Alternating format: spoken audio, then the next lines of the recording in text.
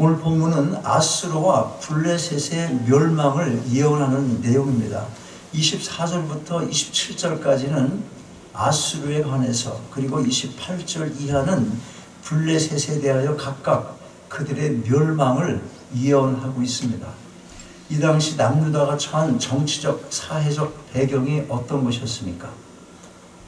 이사야가 예언 활동을 할 당시 아수르는 기원전 722년에 북이스라엘을 멸망시켰습니다. 그리고 그 여세를 몰아서 남유다까지 멸망시키려 하는 등 그 세력이 절정을 이루고 있었습니다. 전에 이미 언급했듯이 이런 이유로 인하여 유다 왕 아하스는 북이스라엘이나 아람이나 주위에 여러 나라 있잖아요. 아수르의 공격을 받을 만한 이런 나라들이 있었단 말이지. 오늘 등장하는 블레셋도 마찬가지예요. 이들 나라가 자신들과 연합해서 우리 함께 힘을 모아서 아수르를 견제하자, 그렇게 제의를 했어요. 그런데 어떻게 했어요? 아하스 왕은 그런 제안을 거절하고 오히려 어떻게 했어요? 아수르와 손을 잡았어요. 그렇게 해서 아수르와 손을 잡음으로 할 수 있는 한 그들로부터의 침략을 막아보겠다는 그런 정치적 전략을 세웠던 것입니다. 이런 상황 가운데 이사야 선지자는 남유다 아하스 왕의 신아수르 정책에 도전을 합니다. 온 세상에 돌아가는 것은 어떤 힘이 센 나라에 의해서가 아니라 하나님의 경영에 달려있기 때문에 지금 아하스 왕이 의지하려는 그 아수르도 결국은 망하게 될 것임을 선포한 것입니다. 그러면 블레셋은 어떻습니까? 블레셋은 기원전 12세기경 또는 13세기경에 지중해에 있는 섬 그렛대에서, 그렛대라는 데가 어디 있는지 알죠? 그렛대 섬이 있어요. 그 섬에서 팔레스타인 남쪽에 있는 지중해 연안으로 이주를 해온 해양 민족입니다. 이 사람들 뭘 잘해? 블레셋 사람들이 뭘 잘하냐면 싸움을 잘해. 엄청 싸움을 잘한 거예요. 이 블레셋은 모두 멸절시켜야 했던 가나안의 7족속 중에 하나였어요. 그때 하나님께서 뭐라고 그랬어요? 모조리 다 멸하라 그랬는데 이스라엘이 불순종을 합니다. 그래서 블레셋이 그대로 유지를 하고 있었단 말이지. 그래 불순종해서 용기가 없어서 내 능력이 안 돼서 여러 가지 핑계가 있었겠지. 어쨌든 그런 불순종으로 인하여 블레셋으로부터 계속 침공을 받고 힘드는 그런 아주 괴로움을 당하게 되는 것입니다. 자, 그런데 오늘 본문에서의 아수르가 멸망한 것처럼 중요한 게 뭐냐면 아수르가 멸망한 것처럼 이 블레셋에 대한 멸망 예언도 그대로 성취가 됐어요. 블레셋이 강한 힘을 갖고 있어서 자랑하는 것 같지만 그거 자랑할 게 돼 못돼. 블레셋이 안 되는 거예요. 그런데 그런 걸 통해서 블레셋을 멸망을 시키는데 실적으로 누구를 보호하기 위한 거예요? 하나님의 백성들. 그러니까 그것이 다 하나님의 경영하심의 방법이라는 겁니다. 24절 말씀대로 이 블레셋이 그대로 멸망하고 맙니다. 24절 뭐라고 합니까? 만군의 여호와께서 맹세하여 가라사대 때 나의 생각한 것이 반드시 되며 나의 경영한 것이 반드시 이루리라. 하나님께서 하신 말씀인데 어떻게 이루어지지 않을 수가 있습니까? 하나님은 말씀으로 천지 만물을 창조하신 분이십니다. 있으라 하면 있는 것이고 이루어질 것이다 하면 이루어지는 것입니다. 하나님의 선하신 뜻 가운데 계획하는 모든 것 중 성취되지 못할 것은 아무것도 없습니다. 이것이 바로 하나님의 경영인 것입니다. 오늘 본문은 이런 하나님의 경영하심에 대한 내용을 기록하고 있습니다. 24절을 보면 첫머리에 하나님의 모든 계획은 반드시 이루어질 것임을 강조하기 위해서 쓰인 단어 하나가 있습니다. 여호와 하나님의 이름 앞에 무슨 단어가 있습니까? 여호와 하나님 이름 앞에 무슨 단어 보여요? 만군. 여기서 만군이라는 말은 히브리어로 제바오트인데 천국의 군대를 말하는 것입니다. 그 천국 군대를 움직이시는 분이 바로 여호와 하나님이신 것입니다. 그렇다면 하나님께서 계획을 하시고 이루어 가시는 그 경영을 이 세상 그 누가 막을 수 있겠습니까? 자, 그러면 오늘 본문에 나타나는 하나님의 경영이 어떤 것인지를 좀 더 살펴보고자 합니다. 25절 보겠어요. 25절. 내가 아수르 사람을 나의 땅에서 파하며 나의 산에서 발 아래 밟으리니 그때에 그의 멍에가 이스라엘에게서 떠나고 그의 짐이 그들의 어깨에서 벗어질 것이라. 지금 한쪽은 멸망을 당하게 될 것이고 한쪽이 멸망당함으로 인해서 이스라엘이 멍에를 벗고, 그죠? 어떻게 돼? 쉼을 얻겠다, 그죠? 안전하게 보호를 받는다. 그걸 지금 예언하고 있는 겁니다. 남유다 아하스 왕이 전략상 아수르의 정책을 지지하며 그들에게 마음을 얻어보려고 했지만 오히려 그들은 남유다를 위협하며 침략을 해왔던 사실상 적국이었던 것입니다. 남유다 백성의 불신앙적 형태로 말미암아 아수르를 들어서 남유다를 심판하시기도 하셨습니다. 하나님께서 아수르를 들어서 남유다 침공도 하고 북이스라엘을 멸망시키기도 했잖아요. 그 전에 우리 이미 배웠잖아. 지팡이와 막대기로 사용해서 누구를 사용했다는 거예요? 아수르를. 그렇게 도구로 쓰였던 강대한 나라가 바로 아수르였다는 것입니다. 무슨 도구로? 이스라엘 백성을 심판하는 데 도구를 썼다는 거예요. 근데 그 심판이 아주 멸망하는 심판이 아니고 오히려 자식들이, 애들이 말 안 들으면 종아리 해치듯이 정신 차리라고 했던 거예요. 그렇게 그런 도구로 아수르가 사용됐던 거예요, 하나님께.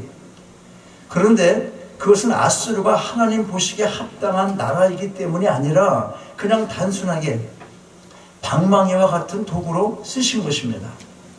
이처럼 필요할 때 도구로 사용됐던 아수르를 이제 하나님의 경영 가운데 정해진 때가 되면 멸하시겠다는 거예요.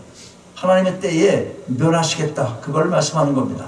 이 예언이 기원전 701년 남유다의 히스기야 왕 때 이루어졌습니다.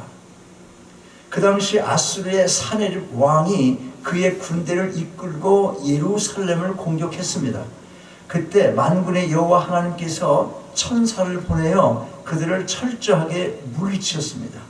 열왕기하 19장 35절은 그때 상황을 이렇게 기록하고 있습니다.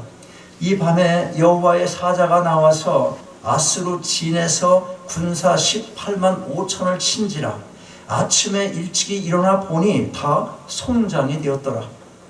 아침에 눈을 뜨고 보니까 다 송장이 되었다. 이 얼마나 처참한 상황입니까? 오늘 본문 26절을 보면 이것이 온 세계를 향하여 정한 경영이라 했습니다. 26절 뭐라고 그럽니까? 이것이 온 세계를 향하여 정한 경영이며 이것이 열방을 향하여 편 손이라 하셨으니. 계속해서 27절 뭐라고 합니까? 27절 한번 읽겠어요. 27절 시작. 만군의 여호와께서 경영하셨은즉 누가 능히 그것을 패하며 그 손을 펴셨은즉 누가 능히 그것을 돌이키랴. 아수르가 남유다를 침략하고 그 침략으로부터 남유다를 보호해 주신 것, 그 모든 것이 다 하나님의 경영 가운데 계획되어 있었다는 것입니다. 그리고 그 정해진 것을 이루어지지 못하도록 방해할 그 어떤 것도 이 세상에 있을 수 없다. 그것을 분명하게 가르쳐주고 있는 것입니다. 블레셋은 어떻습니까? 29절부터 32절까지 다시 한번 읽어요. 29절부터 32절까지 읽는데 교독을 합니다. 블레셋 온 땅이여 너를 치던 막대기가 부러졌다고 기뻐하지 말라. 뱀의 뿌리에서는 독사가 나겠고 그 열매는 나는 불뱀이 되리라. 가난한 자의 장자는 먹겠고 핍박한 자는 평안히 누우리라. 내가 너의 뿌리를 기근으로 죽일 것이요 너의 남은 자는 살육을 당하리라. 성문이여 슬피 울지어다. 성읍이여 부르짖을지어다. 너 블레셋이여 다 소멸되게 되었도다. 대저 연기가 북방에서 오는데 그 항우를 떨어져 행하는 자 없느니라. 그 나라 자신에게 어떻게 대답하느냐. 여호와께서 시온을 세우셨으니 그의 백성의 공고한 자들이 그 안에서 피난하리라 할 것입니다. 남유다의 아하스 왕이 죽던 해에 이사야가 예언을 한 내용입니다. 28절 그렇게 말씀하고 있어요. 이 시기를 전후하여 남유다는 블레셋의 노략질에 매우 시달리고 있었습니다. 실제로 남유다의 아하스 왕 때 블레셋이 침략을 했습니다. 그리고 우시아 왕 때 빼앗겼던 그들의 여러 성읍들을 탈환하기도 했습니다. 다시 찾아간 거예요. 옛날 전쟁했을 때 빼앗겼던 것이 있었는데 다시 그들이 찾아갈 정도로 이 전쟁을 잘했어요. 그러나 아수르로부터 몇 차례 공격을 받아오다가 결국은 바벨론 느부갓네살 왕에 의해서 완전히 멸망을 당하고 말았습니다. 누가 멸망했다는 겁니까? 아까는 누가 멸망했어? 아수르 멸망했어? 지금은 누가 멸망했어? 누가? 블레셋이 망한 거예요. 이스라엘 백성을 연단시키기 위해서, 교육시키기 위해서 정신 똑바로 차려 그 불신앙의 행위, 못된 악행으로부터 돌아서게 하기 위해서 사용했던 이 두 나라, 결국은 하나님의 경영 가운데 쓰신 거죠. 우리는 하나님의 역사하심을 항상 뒤에 돌아볼 때 알게 되는 것입니다. 여러분이 인생을 살아온 지난 날을 생각해 보면 여러분 스스로도 그렇게 살아오고자 마음을 먹고 살아왔던 것, 꼭 그대로 살아오지 않은 부분이 더 훨씬 많은 겁니다. 여러분 한번 생각해 보십시오. 여러분 지금 살고 있는 것도 지금 이렇게 내가 살기를 원하고 사는 거야? 그런 사람 있습니까? 아침 5시부터 일어나서 가게 문 열어 나가야 되고 갔다 오면 또 피곤해서 정신없고. 여러분 무엇을 계획하고 있으십니까? 우리가 기억할 것은 하나님의 경영은 어떤 나라나 국가에만 해당되는 것이 아니에요. 어떤 나라, 어떤 힘센 나라, 어떤 잘못된 나라, 그런 어떤 나라나 국가에만 해당되는 게 아니라 개개인의 삶도 하나님의 경영 가운데 살아가게 되어 있다는 것입니다. 잠언 16장 9절 말씀 기억하십니까? 거기 뭐라고 써 있냐면 사람이 마음으로 자기의 길을 계획할지라도 그 걸음을 인도하는 자는 여호와이시니라. 일상의 삶을 살아가는 동안 우리는 많은 것을 나름대로 계획을 하고 그걸 이루어 보려고 애를 씁니다. 중요한 게 뭐냐면 우리가 이루고자 하는 것이 과연 하나님의 뜻에 합당한 것인가 하는 것입니다. 하나님을 믿는다고는 말하지만 우리가 원하는 것들 중 너무나 많은 부분이 세상의 사람들이 추구하는 그것들과 별반 다르지 않다는 것, 그걸 부인할 사람이 얼마나 되겠습니까? 죽고 사는 문제야 인간의 힘으로는 어쩔 수 없으니 성도라면 누구라도 생사 문제는 하나님께 맡길 수밖에 없을 겁니다. 그러면 죽고 사는 문제 말고는 어떻습니까?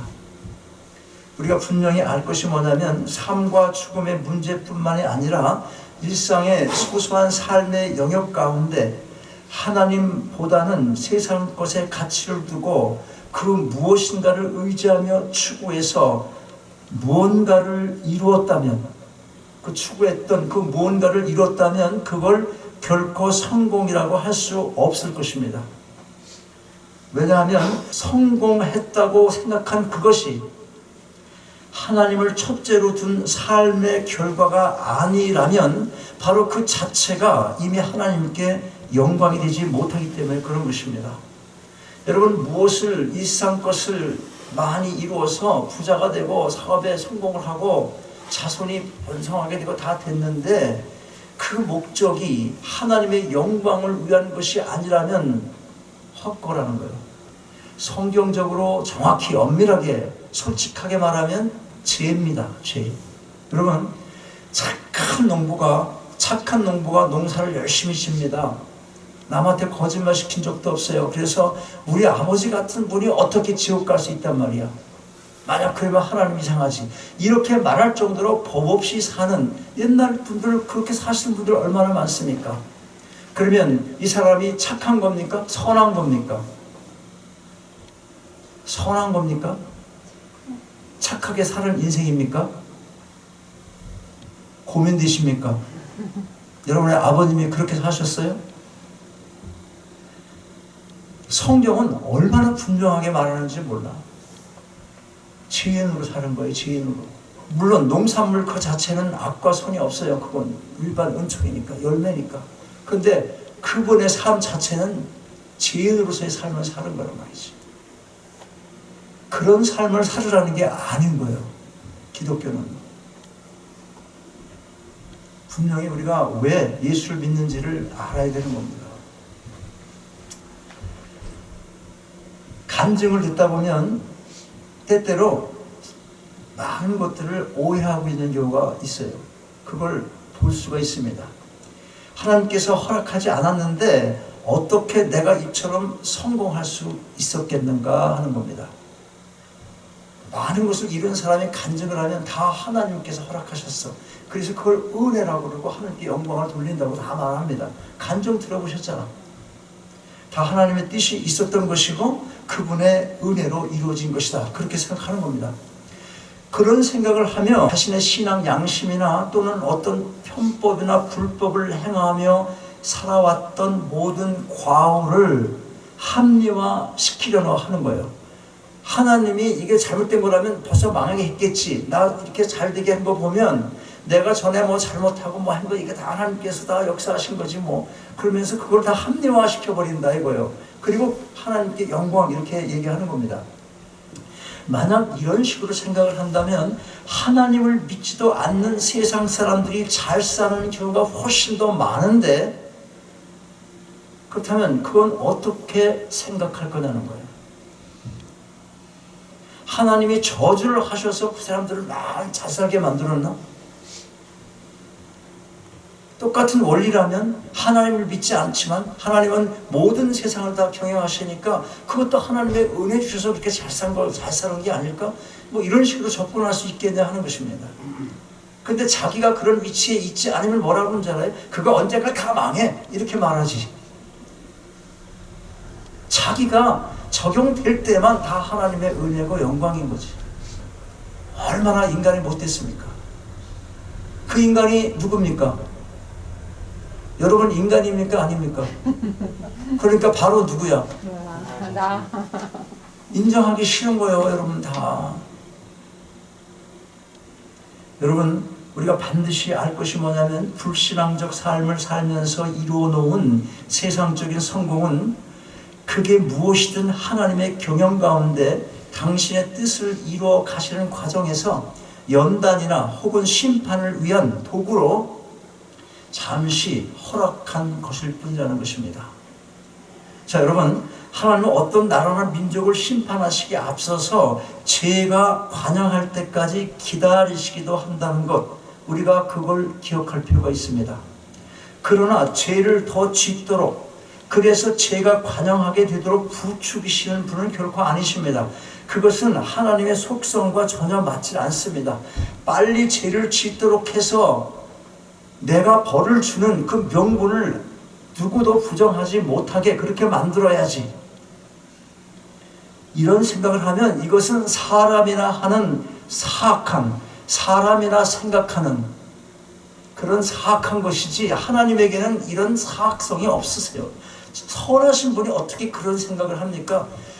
그러면 하나님께서 어떻게 경영하십니까? 창세기 15장을 보면 이스라엘 백성이 400년 동안 종살이를 하다가 그 자손이 많은 재물을 이끌고 애굽에서 나올 것을 말씀합니다. 그런데 왜 400년의 긴 세월이 필요했겠습니까? 16절 보면 이렇게 말씀합니다. 네 자손은 4대 만에 이 땅으로 돌아오리니 이는 아모리 족속의 제약이 아직 관영치 아니함이라 하시더라. 하나님께서는 충분히 제약이 관영할 때까지 기다리십니다. 멸망시키기 위해서 일부러 죄를 짓도록 하는 게 아니라, 죄를 짓도록 부추기고 죄를 짓도록 하시는 게 아니라 그냥 내어버려 두시는 겁니다. 그냥 내어버려 두는 거예요. 그냥 인간은 내어버려 두면 어떻게 되게 돼 있어? 죄를 짓게 돼 있기 때문에. 그들이 지은 죄가 그들이 받게 될 심판에 합당한 근거가 되도록 허락을 하실 분인 것입니다. 물론 가장 더 중요한 목적은 뭐예요? 더 번성하게 만들고 이스라엘 백성을 크게 이루게 하기 위한 그런 궁극적인 목적이 계시긴 하지만 이 죄를 일부러 그 짓게 해서 그렇게 하시지는 않는다 하는 겁니다. 여러분, 지금의 자신의 처한 위치나 삶의 부분이 정말 하나님께서도 기뻐할 만한 것인지를 깊이 생각을 해볼 필요가 있습니다. 자신이 이루어 놓은 어떤 것에 대해서 하나님께서 베풀어주신 은혜인 것을 입으로 고백하며 하나님께 영광을 돌린다고 해서 무조건 하나님께서 그 영광을 받으시는 게 아닐 뿐더러 이웃과 세상으로부터도 칭찬을 듣게 되는 것이 아니기 때문에 그런 것입니다.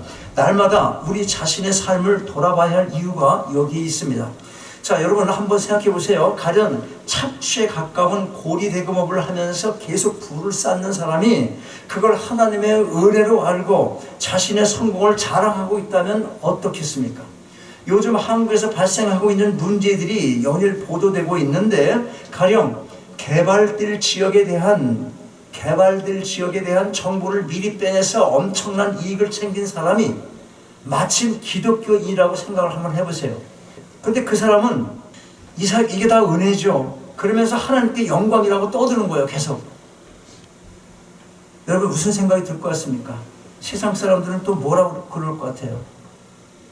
나라나 민족이나 개인이나 온 세상이 다 하나님의 명령하신 대로 돌아가는 것이니 삶을 계획 없이 되는 대로 살아도 된다, 그걸 말씀드리는 게 아닙니다. 삶을 계획하고 그걸 이루어가는 모든 일들을 하나님의 경영하시는 가운데 내 뜻이 아니라 하나님의 뜻을 구하며 이루어가야 한다는 것, 그걸 말씀드리는 거예요. 그렇지 않으면 돌아가는 겁니다. 인생을 돌아가는 거예요. 간 걸음 간 만큼 손해, 다시 돌아와야 되니까, 그리고 다시 출발해야 되니까 시간도 늦어 더 고생을 해. 2022년 새해가 출발한 지도 벌써 보름이 지났습니다. 국제 정세도 시시각각 변합니다. 우리가 알고 있듯이 미국과 한국에서는 아주 중요한 선거가 있습니다. 그런 가운데 미국이 대만을 버렸다는 소식도 있어요. 또 이북은 극초음속 미사일 시험을 또 시작을 했습니다. 국제 주가가 급변동을 합니다. 미국과 일본의 관계도 뒤틀리고 마찰음을 내고 있습니다. 변종 바이러스를 종식시킬 만한 뉴스가 있기도 하지만 아직은 피부에 와 닿질 않습니다. 그런데 여러분, 우리가 알아야 할 것은 이 세상에 존재하는 한 걱정이 없는 날은 없다는 것입니다. 뭐든 한 가지가 해결되면 또 다른 문제가 터지게 마련입니다. 코로나 바이러스가 종식된다고 해서 전염병이 사라지는 게 아닙니다.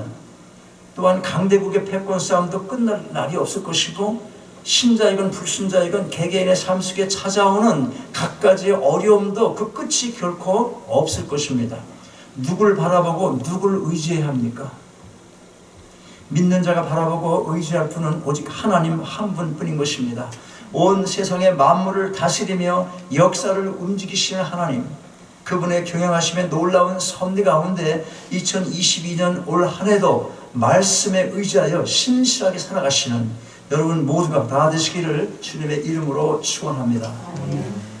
아버지 하나님, 하나님만이 주가 되심을 고백은 하지만 아직도 세상 것을 더 의지하며 추구하는 마음이 우리 속에 있다면 이 시간 정직한 영을 부어주셔서 다 내려놓게 하시고 새 마음을 창조하여 주옵소서. 그리하여 새로운 한 해 하나님을 더 깊이 알아가며 믿음의 성숙을 이루게 하시고 하나님의 경영하심을 따라 신실하게 살아가는 저희 모두가 되게 하옵소서. 주 예수 그리스도의 이름으로 기도하옵나이다. 아멘. 일어나셔서 예수 나오셨습니다.